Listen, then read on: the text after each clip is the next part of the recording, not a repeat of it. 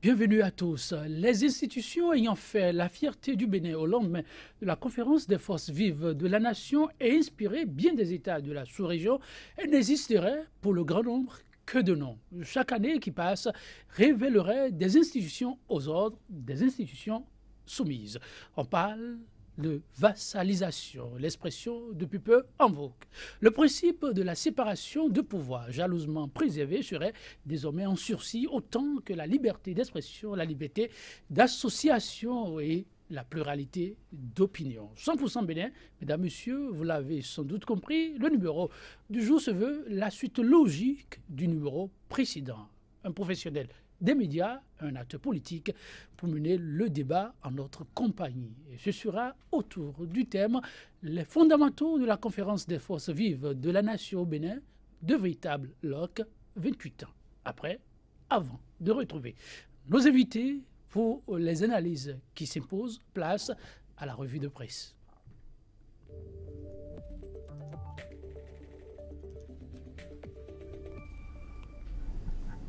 Nous retrouvons à la manette qui, vous savez, à cet instant-ci de la revue des titres, Kodovia Metonou, déjà installé. Kodovia Metonou, bonjour. Bonjour Joël Todji, bonjour également à nos amis téléspectateurs. Quoi de neuf à se mettre sous la dent ce matin? Donc, vous savez, sur toutes les lèvres, c'est la décrispation au niveau de la tension socio-politique que traverse donc le Bénin. Et chacun y va donc de ses analyses, de ses opinions. La presse également n'occulte pas le sujet. Et à travers donc les manchettes que nous avons sous la main ce matin, vous aurez donc le temps de le constater. Allez-y, pour nous faire vivre ce qui a retenu de fondamental. Ok, on démarre donc avec le quotidien Actu Express qui met donc en grand titre Fronde sociale et crise politique au Bénin, urgence d'une décrispation, la paix sociale et l'effectivité de la démocratie pour un développement harmonieux. Puis charivari autour du dossier dit de faux médicaments. La boîte de Pandore à Taourenho serait-il la cible facile? Mettre à la haut-parle d'un dossier vide vers des contentieux monstres contre l'État béninois, écrit le quotidien Droits humains info, rapport 2017-2018 d'Amnesty International.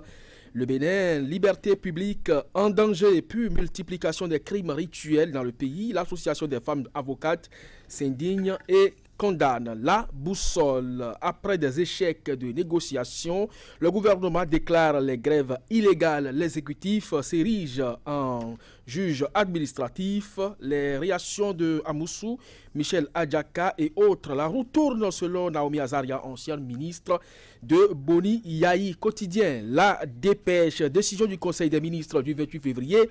Syndicat, gouvernement, la rupture. Quotidien, l'Afrique en marche, cette fois Cour constitutionnelle.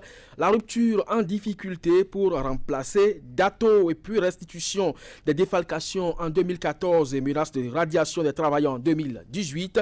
Michel Adjaka compare Yahi à Talon. Il critique l'arbitraire et la confusion des rôles du gouvernement. Le confrère de la matinée soutient tous azimuts au gouvernement de la rupture. Patrice Talon dans le cycle infernal du chantage de politique et puis menace de radiation des agents de l'État en grève.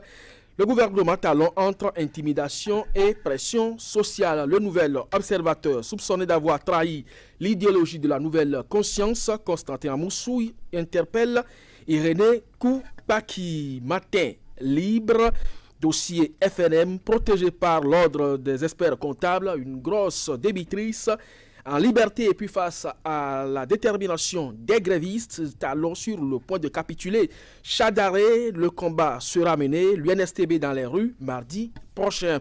Quotidien, point, média, gestion de la crise sociale, entre intimidation et aveu d'échec vers une crise de grande envergure et puis fronde sociale au Bénin. Les parents d'élèves Joël Todji choisissent désormais leur camp.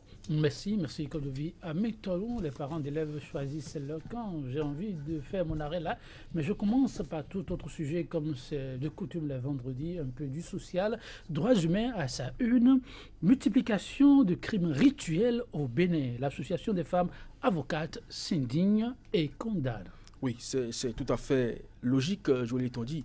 Il n'y a pas ce jour-là où on ne cite pas de mineurs qui soient mutilés quelque part avec des organes qui sont emportés, où on attrape en flagrant délit des soi-disant tradis praticiens qui parfois disposent d'organes humains ou qui seraient dans une certaine tentative d'enlèvement de mineurs pour des rituels. À partir de cet instant, je ne crois pas que ce soit seulement l'ordre des avocats qui devrait s'en indigner, c'est toute la population béninoise, parce que lorsque parler d'un État comme le Bénin, où on parle de terre de vaudou, ou qui devrait quand même être un patrimoine immatériel au service du développement qui finalement sert à la destruction de la population, à l'insécurité à la limite. Je ne crois pas que cela puisse faire le plaisir des autorités de ce pays et chacun doit pouvoir donc prendre les taureaux par les cornes. Je crois que cette alerte de ce quotidien Droits Humains Info doit pouvoir être entendue de toutes les oreilles possibles afin que l'on mette fin à cette pratique qui n'honore guère aussi bien la tradition que le pays.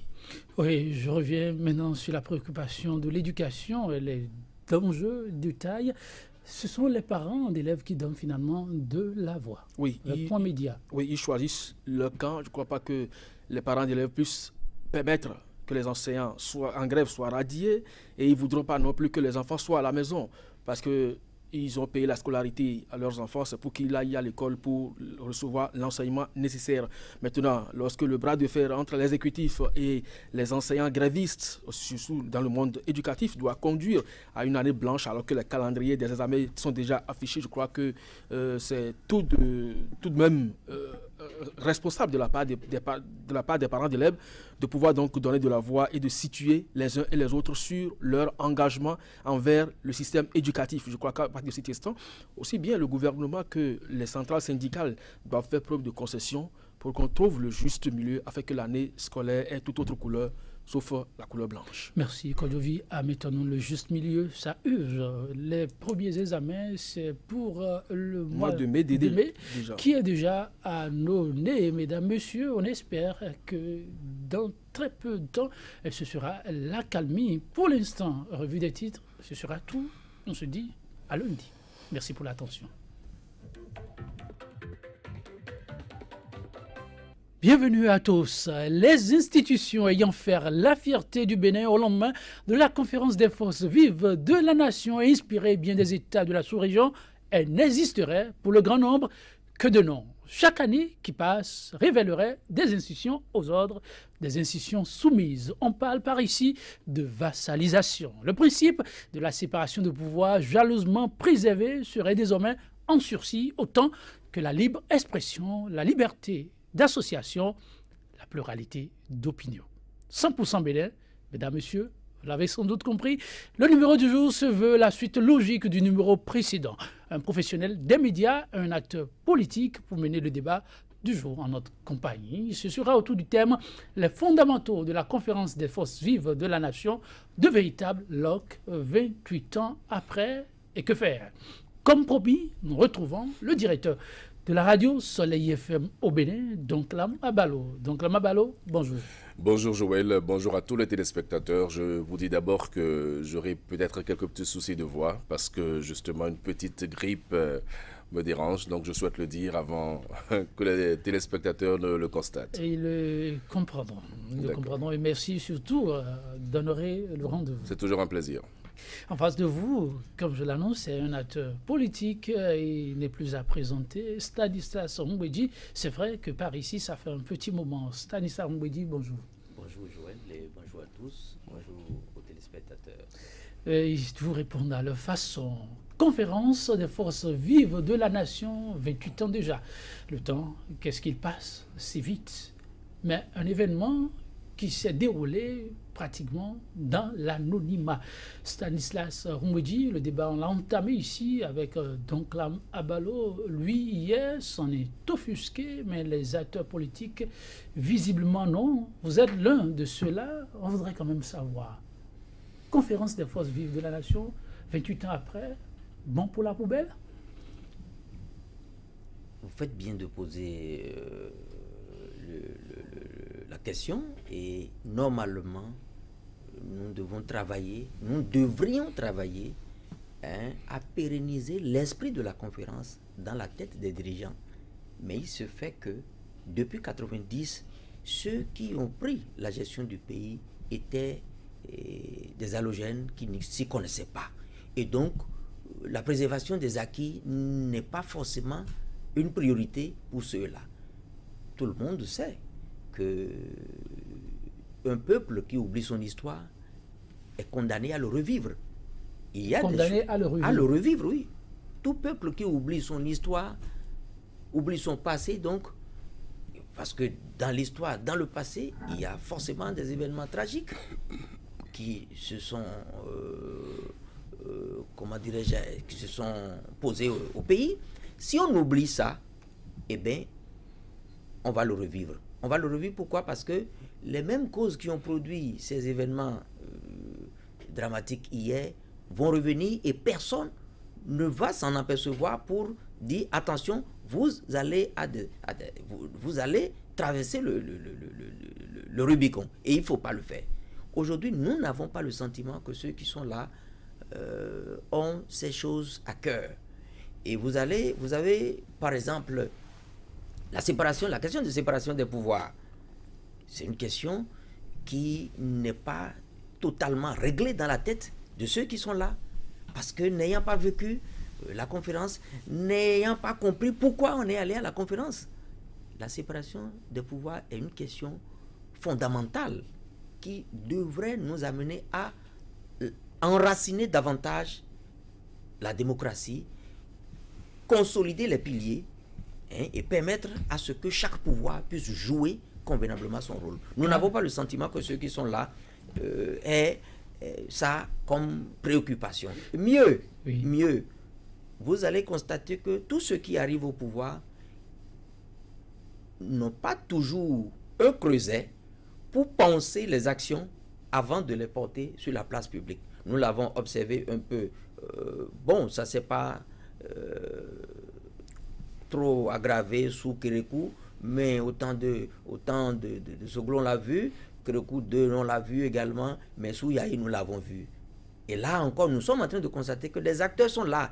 Les gens qui ont connu l'histoire sont là, mais on ne leur offre pas le creuset pour dire au chef de l'État, telle action que vous voulez mener, par le passé, voilà ce que ça a donné. Et donc si vous, aujourd'hui, vous voulez aller dans le même sens, vous ferez bien de revoir tel aspect qui, hier, ont été préjudiciables aux dirigeants passés. Nous n'avons pas le sentiment que ceux-là sont là. Bon, et pourtant, ils sont autour du chef de l'État. Ah voilà, c'est ce que j'allais dire. Lorsque vous parlez comme ça, est-ce qu'il ne faut pas le dire avec un peu de nuance? Parce que, oui, autour du chef, il y a ceux-là qui connaissent l'histoire du pays, qui l'ont vécu et qui, de diverses façons, l'ont accompagné.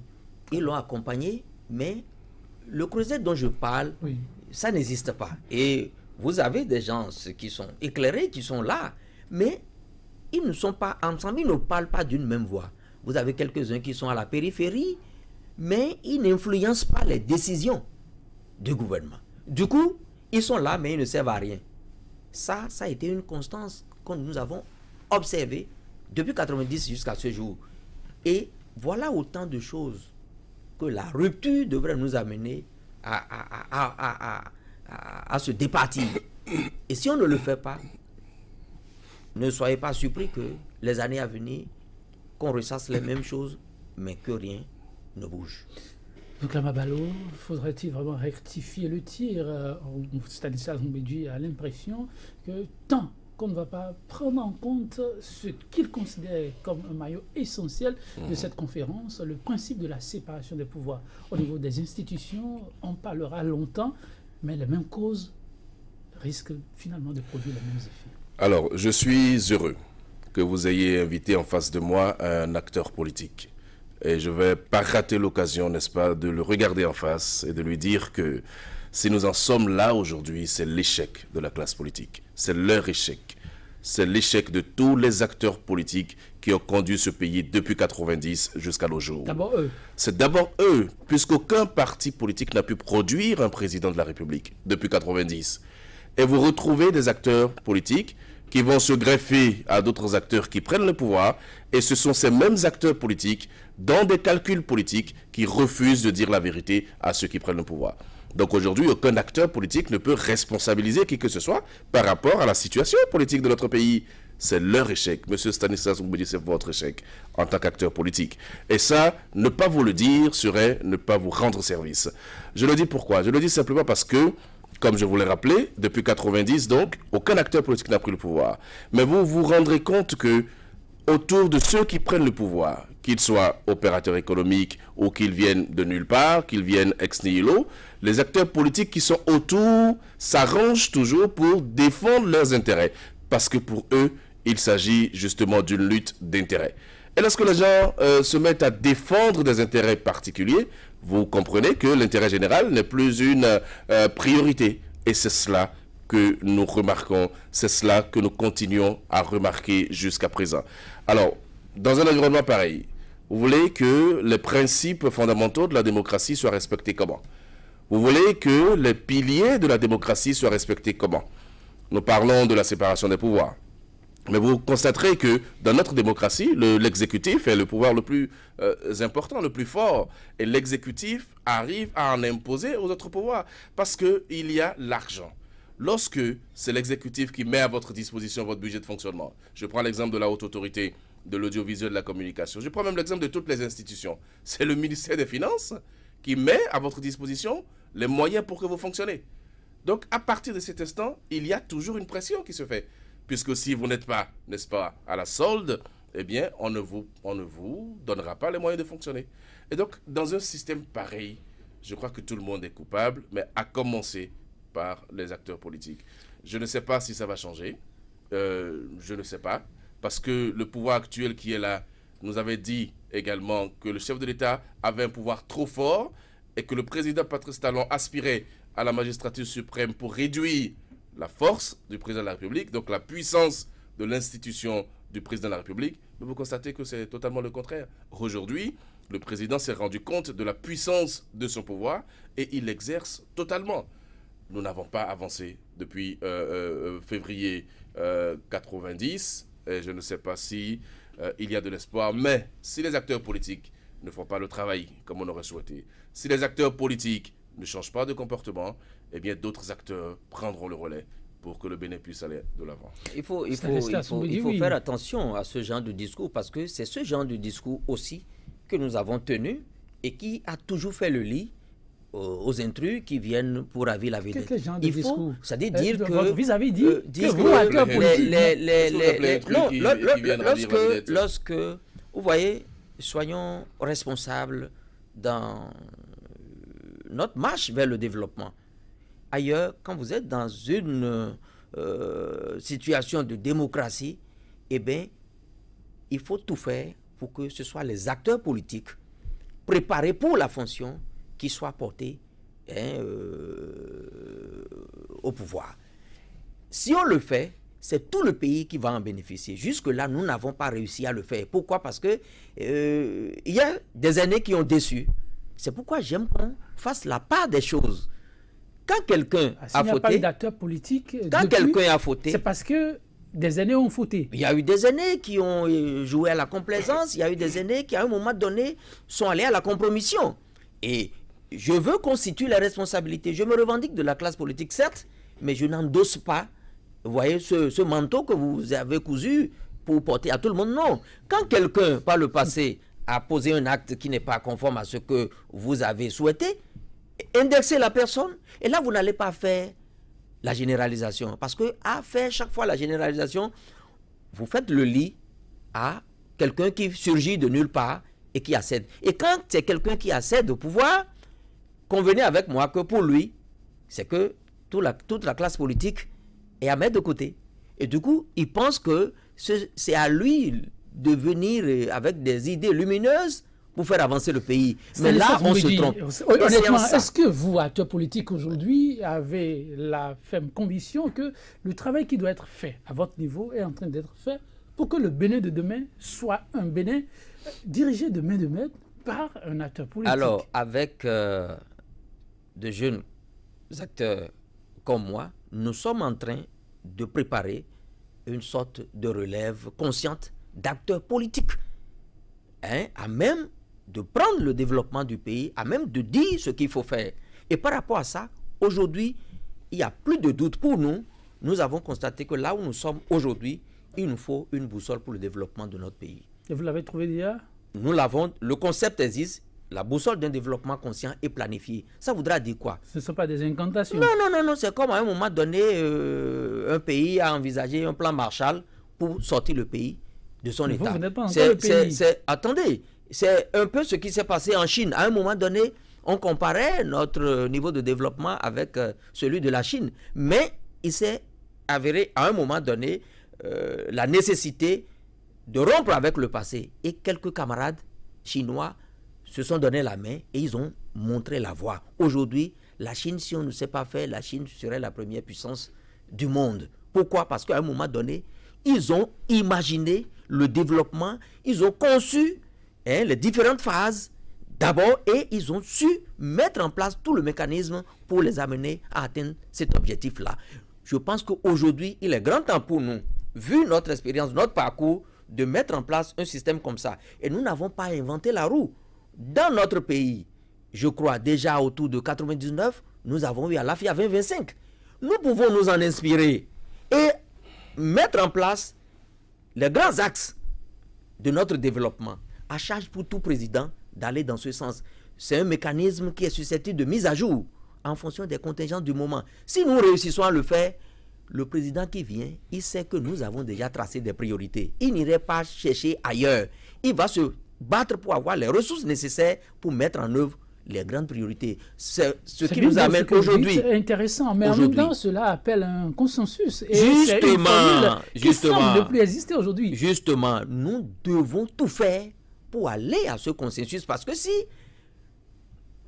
cette boussole dont je parle ne fait pas l'objet de consensus, eh bien le régime qui va venir va balayer ça du revers de la main. Et c'est pourquoi nous avons assisté à cet éternel recommencement. Aujourd'hui, on nous chante le PAG. C'est bon, j'apprécie.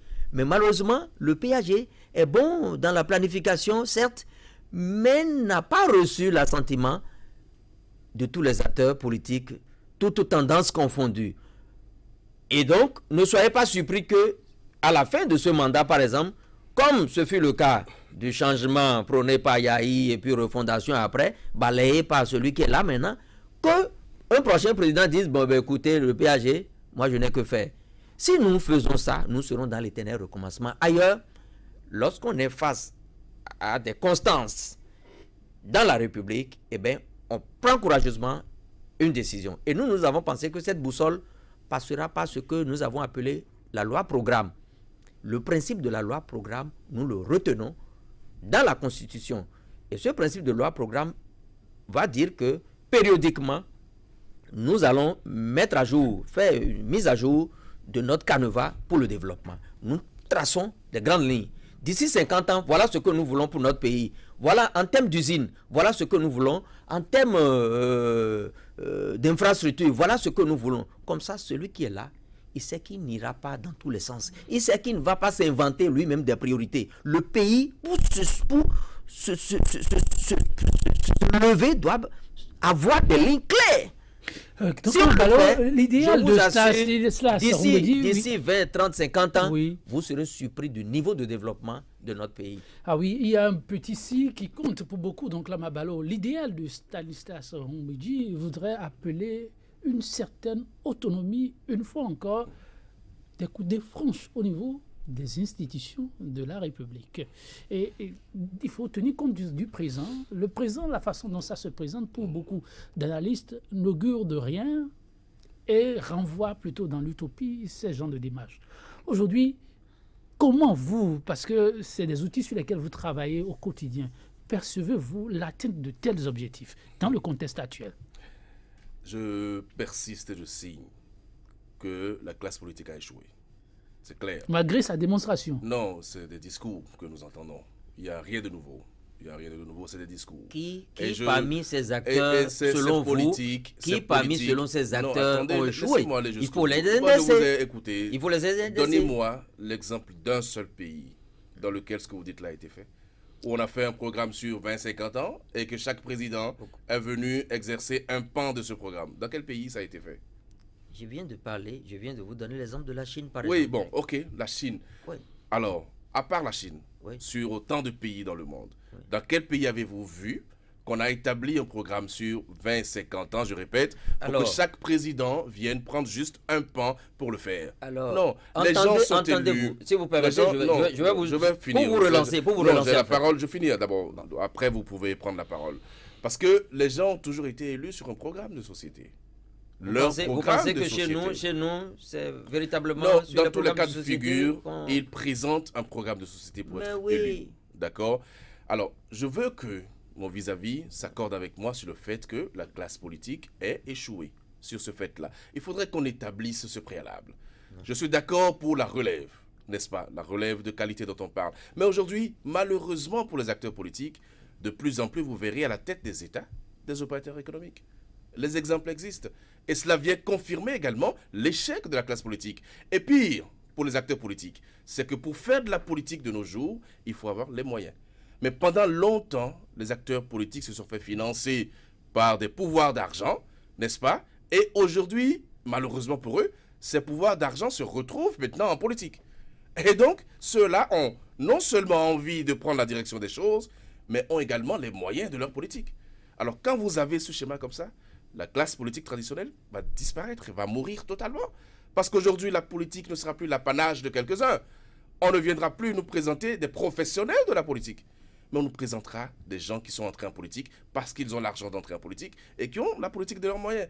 C'est ce schéma-là qui est réel. Et je souhaiterais que mon vis-à-vis s'accorde avec moi sur ce fait-là. Malheureusement pour eux, ceux qui font de la politique politicienne, ceux qui font de la politique comme profession, ont montré leurs limites. Et maintenant, d'autres personnes, d'autres acteurs vont rentrer en politique avec les moyens, avec les objectifs, avec la fougue de la jeunesse pour aller de l'avant. Voyez le président français Macron, moi j'ai beaucoup d'admiration pour lui parce que il a pris sur lui la responsabilité de quitter des fonctions importantes. Il était ministre des Finances, il a démissionné. Combien sont-ils, acteurs politiques, en Afrique notamment, à accepter de démissionner pour le futur? Mais Macron l'a fait. Et il a mis en œuvre son mouvement, La République en marche. Il a pris le pouvoir. Jeunes, moins de 50 ans.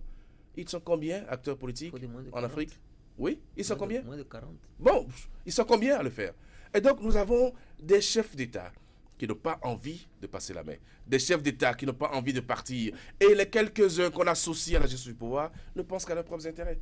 C'est pour ça que je dis, il y a échec. Et quand on constate l'échec, on prend d'autres dispositions. Moi, je ne crois pas en ce projet-programme de 20-50 ans pour lequel chacun viendra jouer une partition. Je ne crois pas en ça. Je ne crois pas. Parce que justement, nous n'en avons pas la culture. Parce que justement, les gens qui prennent le pouvoir ne pensent qu'à eux-mêmes, d'abord, et au peuple après. Mais les exemples sont légion. Lorsque vous voyez des candidats à l'élection présidentielle, ou à n'importe quelle élection, mais lorsque vous les écoutez, vous écoutez ce que Stanislas dit là, beau discours, ils vous promettent bons et valets, et ils vous vendent je ne sais quoi. Mais quand ils prennent le pouvoir, quand ils sont dans l'effectivité du pouvoir, ils vous disent « Ah ben écoutez, on a été confronté aux contraintes du pouvoir, on a été confronté aux réalités du pouvoir. » Voilà, on vous dira la réelle politique pour ne pas respecter ce qu'on a promis. Vous voulez qu'on continue de construire nos pays avec des personnes pour le Bénin de demain, pour le Bénin de demain, vous convenez avec moi, la conférence des forces vives de la nation avait balisé le terrain afin que ce soit sur des indications économiques que le fondamental se fasse. Et là-dessus, un certain nombre de décisions ont été mises en place pour permettre à ce que le travail se fasse sans anicroche. Aujourd'hui, Stanislas Orumbéji, honnêtement, quand vous observez l'achat-compte, l'attitude, la conduite et le fonctionnement de ces institutions, avez-vous l'impression qu'il en reste quelque chose? Je veux rester factuel en disant que le bilan n'est pas reluisant. Nous avons certes connu des avancées, mais ce n'est pas reluisant. Regardez par exemple cette décision de la Cour constitutionnelle qui peine à s'appliquer. Or, le respect de la Constitution, le respect des décisions de la Cour constitutionnelle, fait partie des éléments que nous avons retenus comme piliers pour asseoir la démocratie au Bénin. Mais si aujourd'hui et encore récemment, vous constatez que les décisions de la Cour constitutionnelle, soit elles sont fantaisistes. Vous avez vu sous Yahi, on a dit 39 ans plus un jour peut être égal à 40 ans. Ça, ce sont des décisions fantaisistes. Et pour l'avenir, il ne faut plus que nous ayons ces genres de décisions. Deuxième chose, la Cour constitutionnelle dit, écoutez, dans un délai raisonnable, installer le COS-LEPI qui est chargé de la mise à jour du fichier électoral. Il dit, installer conformément à la loi ce COS-LEPI-là. Eh bien, l'exécutif n'en fait pas grand cas, le législatif se soucie moins, mais si nous commençons par ne plus respecter ces choses, qu'adviendra-t-il demain? Est-ce que nous ne sommes pas nous-mêmes progressivement en train de tendre vers un État où ce ne seraient plus les lois qui vont régir nos relations?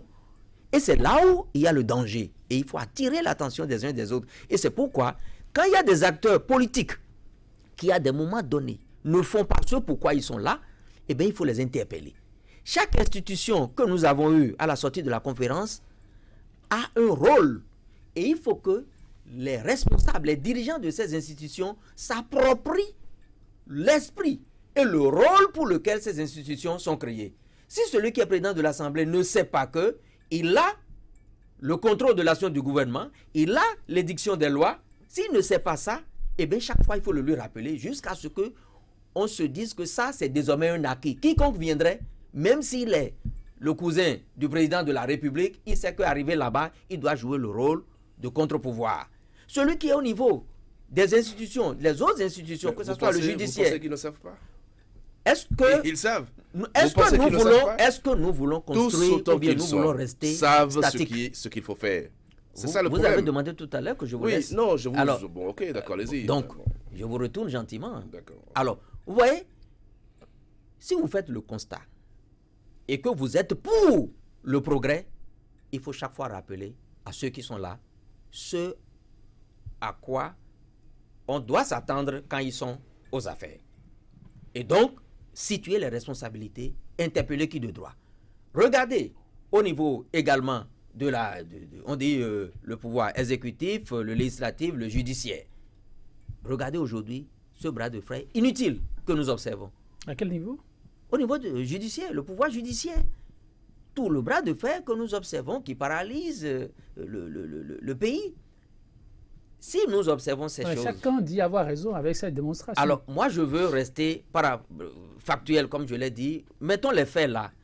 Et aujourd'hui, nous voulons commémorer, nous sommes en train de commémorer la conférence des forces vives de la nation et les acquis. Qu'est-ce qui est resté? Comment nous préservons les acquis? Et comment nous essayons d'améliorer ce qui ne fonctionne pas?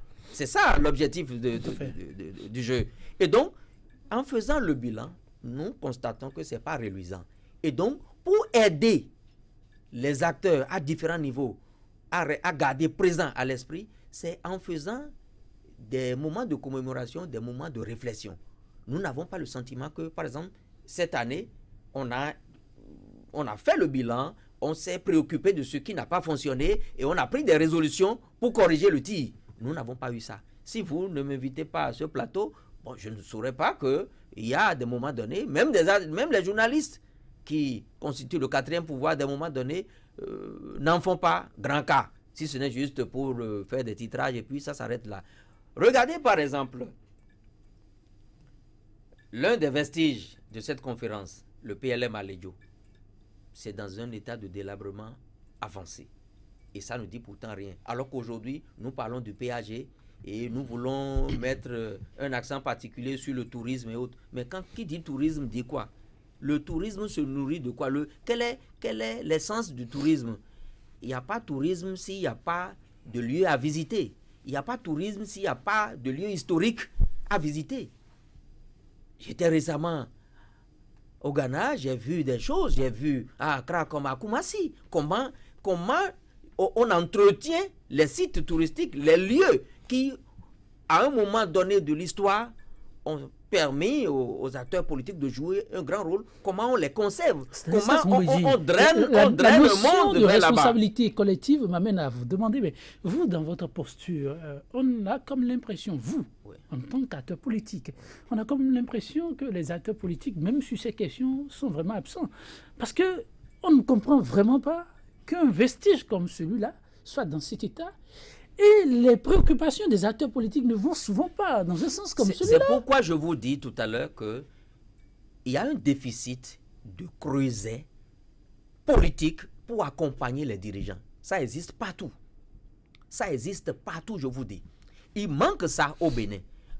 Pourquoi? Parce que notre système tel que c'est aujourd'hui débridé comme ça, où le politique n'est pas considéré. Ailleurs, je donne encore l'exemple du Ghana. Le politique est respecté. Le politique est considéré. Ici, ce n'est pas le cas. Le politique lui-même qui s'est mis dans cette situation. Maintenant, si c'est comme ça, ensemble, trouvons les voies et moyens pour corriger cet état de choses. Parce que nous voulons le développement. Le développement du pays va nous profiter, vrai ou faux? Donc, Kamabalo, si Stanislas Rongoudi demande à ce que les acteurs acteurs politiques, et j'imagine aussi la société civile et autres, se mettent ensemble pour voir comment corriger le tir. Non. Parce que tous sont coupables. Non, excusez-moi de vous avoir interrompu tout à l'heure, mais c'est parce que vous parliez beaucoup et moi j'avais envie de vous avez aussi placer un mot. Vous avez vraiment beaucoup parlé. Donc on peut s'interrompre par moment pour apporter de l'eau à nos moulins. Donc on se l'accorde. Voyez-vous, il y a une chose qui est fondamentale. On se l'est accordé. Il y a une chose qui est fondamentale. Je peux continuer? Oui, allez-y. D'accord. Donc je vais vous relancer comme on s'est convenu déjà. D'accord. C'est que vous, acteurs politiques, et c'est là le drame, vous parlez comme si vous ne saviez pas ce qui était normal. Vous parlez comme si vous ne saviez pas, lorsque vous êtes dans l'erreur, comme si vous ne saviez pas que vous êtes dans l'erreur. En fait, on ne peut pas se mentir à soi-même. Je vous ai dit quand on est dans le mensonge, est-ce que vous avez eu les acteurs politiques au niveau décisionnel le plus élevé? Vous-même, vous savez que vous êtes dans le mensonge. Tout à fait. Vous le savez. Tout à fait. Et donc, les règles sont édictées, n'est-ce pas? Et les acteurs politiques connaissent les règles, mais pourtant ne les respectent pas. C'est là le problème. Alors, vous voulez que ce soit d'autres personnes qui viennent porter les acteurs politiques? Si au Ghana, permettez-moi d'apporter juste un élément. Vous voyez, ceux qui sont là maintenant, ils ne sont pas des acteurs politiques, mais ils se comportent, ils n'améliorent pas les choses. Mais qui est-ce qui les conseille? Et c'est pourquoi je dis qu'il y a un déficit de creuset. Je vous prends un autre exemple. Vous dites, au Ghana, n'est-ce pas, le politique est respecté. Le politique considéré. Se fait respecter. Le politique se fait considérer par rapport à son comportement, par rapport, n'est-ce pas, au respect qu'il a de la parole qu'il donne. Lorsque vous avez des politiques au Bénin ici, qui juste au lendemain de l'élection présidentielle, vous dites carrément, je ne veux pas faire l'opposition. Donc démissionne et accompagne, les yeux fermés, les yeux bandés, les oreilles fermées, les yeux fermés, toutes les actions du gouvernement, sachant très bien que ce sont des actions qui entraînent le pays dans le déluge. Vous voulez qu'on considère les hommes politiques? Le non politique qui est venu, est-ce qu'il fait mieux? Vous voulez que est-ce que le non je vous donne acte par rapport à ce que vous avez dit. Mais est-ce que le non politique qui est venu au pouvoir... de poursuivre. Non, on s'est déjà accordé qu'on peut se relancer. Allons-y. Est-ce que le non politique qui est là fait mieux que les politiques? Alors, le non politique peut se prévaloir de ne pas savoir. Le politique qui sait et qui conseille de nos politiques ne doit pas l'accompagner dans les dérives. Je vous prends quelques exemples. Vous pensez que les députés du bloc de la majorité présidentielle ne savent pas que la loi dit qu'on doit aller aux élections avec la LEPI, et pourtant, ils n'ont pas manqué de venir dire qu'il n'est pas exclu qu'on aille aux élections avec le RAVIP. Vous pensez que c'est normal? J'ai vu des acteurs politiques qui avaient combattu le président Boniaï. Je les ai vus assis à côté de certains. J'ai eu froid dans le dos. Je me suis dit, mais mince, c'est le peuple qui est en train d'être conduit à l'abattoir. Et ils sont assis côte à côte. Nous connaissons les valeurs de chacun, les valeurs que chacun peut défendre dans ce pays. Mais aujourd'hui, ils s'asseyent ensemble pour défendre le faux. Nous avons vu des acteurs politiques passer à l'unanimité la loi de finances avec des mesures antisociales, des mesures qui tuent les populations. Vous pensez que les populations peuvent respecter ces acteurs politiques-là s'ils ne se respectent pas eux-mêmes? C'est là où je parle de l'échec de la classe politique. Et aujourd'hui, vous allez constater que plus on va vers les élections législatives, plus vous voyez des visages, vous voyez des gens dire des choses, mais inimaginables. Parce que leur objectif, simplement, c'est de se faire réélire. Et une fois élus à nouveau, ils vont commencer avec les mêmes pratiques. C'est pour ça que je dis, Je constate l'échec de la classe politique. Je suis pour la relève, mais que les politiques ne pensent pas que la relève va se faire uniquement avec les politiques. Non, et ils ont échoué. Très bien. Et à partir de cet instant, Alors, des acteurs politiques ou des acteurs économiques, des acteurs sociaux même, qui se retrouvent en politique, on ne peut pas les leur refuser, malheureusement. Et donc, tout le monde va faire la politique. Ça reste Tout le monde va faire la l'état des politique, lieux, et je ne sais mesdames, pas si messieurs, ça oui. développe Vraiment un pays. C'est ça. La réflexion, elle est... Mais c'est leur responsabilité. Nous, journalistes, je le dis, parce que jusqu'à preuve du contraire, je suis encore journaliste. Nos journalistes, nous jouons notre partition, Joël. Et ça, il faut le dire. Nous jouons notre partition. On a beau dire tout ce qu'on veut, mais nous jouons notre partition. À telle enseigne que certains médias sont persécutés pour leur prise de position. Ça aussi, ça fait partie, donc la Mabalo, d'un des leviers fondamentaux qui apparaissait comme un acquis fondamental de la conférence des forces vives de la nation. Et le Bénin pouvait en son temps pousser un ouf de soulagement, se taguer d'avoir fait de la liberté d'expression un droit presque acquis. Mais aujourd'hui, Stanislas Ombedi, avez-vous l'impression que c'est avec beaucoup de fierté l'existence de cet instrument? Il paraît que c'est mis à rude épreuve. C'est évident. Évident.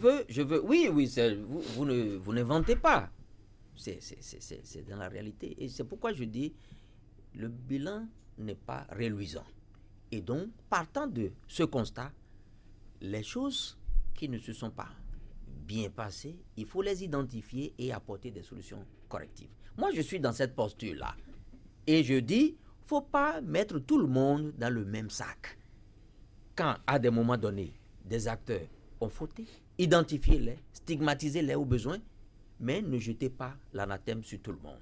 Alors, je suis content que la politique suscite de vocation. Je suis d'accord, je veux le voir, mon ami, demain sur la scène politique. Je veux le voir, jeter le masque et venir dans l'arène politique. On va travailler ensemble parce qu'il faut aspirer de grandes choses pour le pays. C'est inconcevable que 28 ans après, dans un pays où on prend la démocratie qui a été vraiment au premier plan, célébrée partout. Moi, je suis allé au Ghana, les gens m'ont considéré, les gens... Mais ils se sont intéressés à ce pourquoi je suis arrivé. Ils m'ont écouté avec fierté. Je leur ai parlé parce que après notre séminaire, chacun évoque ce qui se passe dans son pays. Je leur dis aujourd'hui, nous avons fait le bilan, nous avons compris qu'il faut aller à la réforme du système partisan. Aujourd'hui, qu'est-ce qui fait vraiment votre désolation, votre grande désolation? La désolation, c'est que d'abord, on ne fait pas le point des avancées et on ne cherche pas à corriger fondamentalement ce qui n'a pas marché. Nous sommes en train de parler des 28 ans de notre conférence nationale des forces vives. C'est regrettable qu'aujourd'hui, par exemple, qu'on soit dans un pays comme ça et que toute la presse ou les organes de presse ne soient pas libres. C'est regrettable.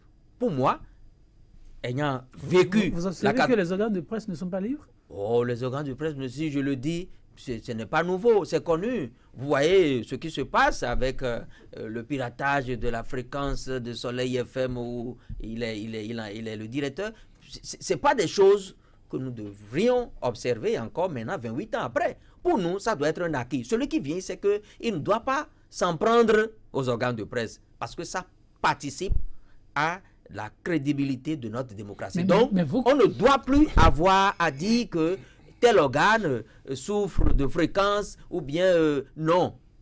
Il faut accompagner. Tout ce qui marche bien, il faut faire en sorte que ça continue de marcher. Ce qui ne marche pas, il faut trouver des solutions pour le remettre en marche. Hier, on reprochait à la presse d'être trop portée à accompagner, d'être à l'image d'eux. Mais aujourd'hui, 28 ans après, est-ce que vous avez l'impression que la presse a pu prendre au moins ses marques et rester vraiment au service du grand nombre, du bas peuple? La presse s'efforce. Ce n'est pas un acquis définitif.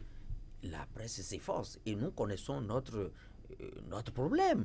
C'est-à-dire, on n'a pas un tissu dense où la publicité va faire nourrir. On est obligé tous de commercer avec l'État. Et si vous commercez avec l'État, celui qui est là, il n'est pas véritablement démocrate dans l'âme, il ne sait pas qu'il faut préserver les acquis de la conférence, dès que vous vous mettez à critiquer son régime, eh ben, vous n'avez plus de contrat de publicité avec lui. Et laissez-moi finir. Si vous manquez de cette manne, eh ben, vous aurez un peu un trou dans la gestion de votre organe de presse. Et ça, je sais que les organes de presse qui fonctionnent sur la base, comment dirais-je, de ces relations, auront de mal à survivre. Si chaque fois qu'ils vont critiquer un peu le régime va se mettre à leur boucler les sources de financement, ils auront des difficultés. Actuellement, le régime n'est pas ouvert aux critiques?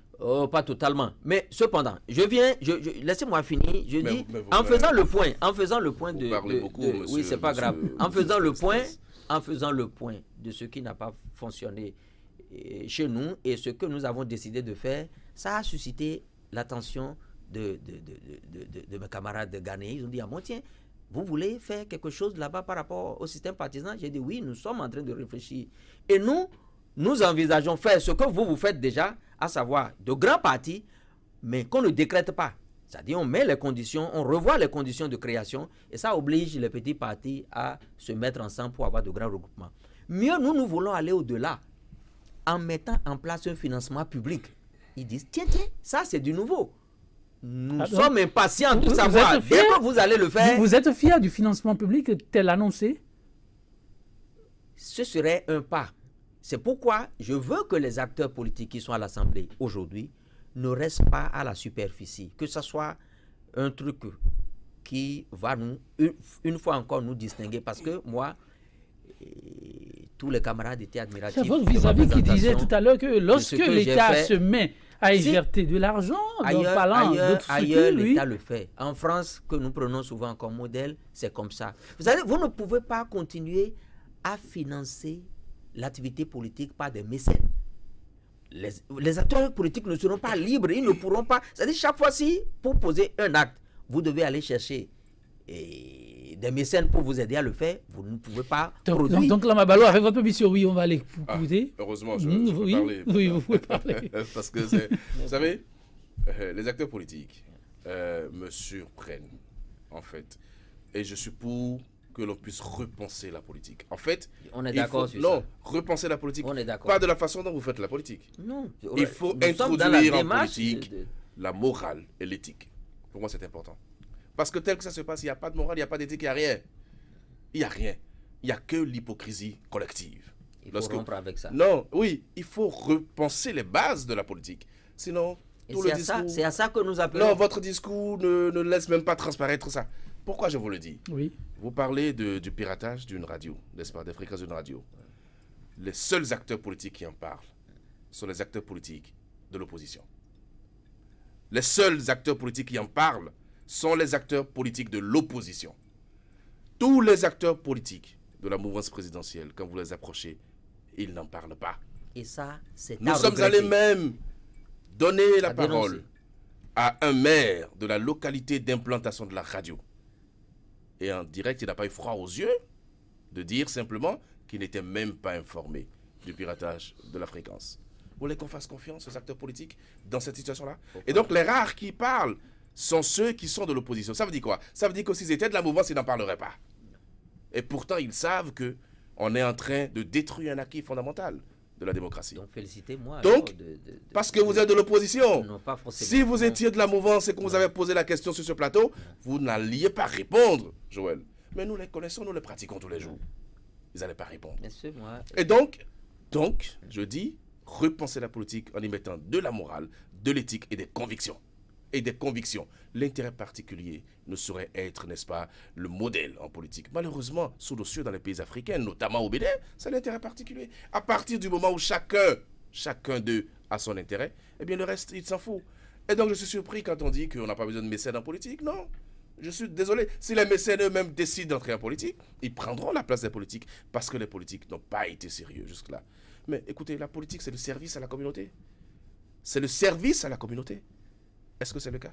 Oui. Et donc, c'est une grosse problématique. Oui. Et donc, quand moi je dis que les acteurs politiques ont échoué, je sais de quoi je parle. Ce n'est pas pour tenser directement mon vis-à-vis, ce n'est pas pour le mettre mal à l'aise, mais c'est pour qu'il convienne avec moi que c'est la réalité et que maintenant, ce qu'il faut en réalité, ce qu'il faut, c'est qu'on ne continue plus de faire la politique comme on le fait. Ce n'est pas une question de système partisan, ce n'est pas une question d'on a financé un parti, ce n'est pas une question de il faut 100 membres fondateurs d'un parti par commune, ce n'est pas une question d'il faut beaucoup de millions pour avoir un parti politique. C'est une question de vision, d'idéologie. Mais les partis qui sont là, combien connaissent ce que c'est qu'une idéologie et qui défendent les valeurs, qui défendent l'idéologie.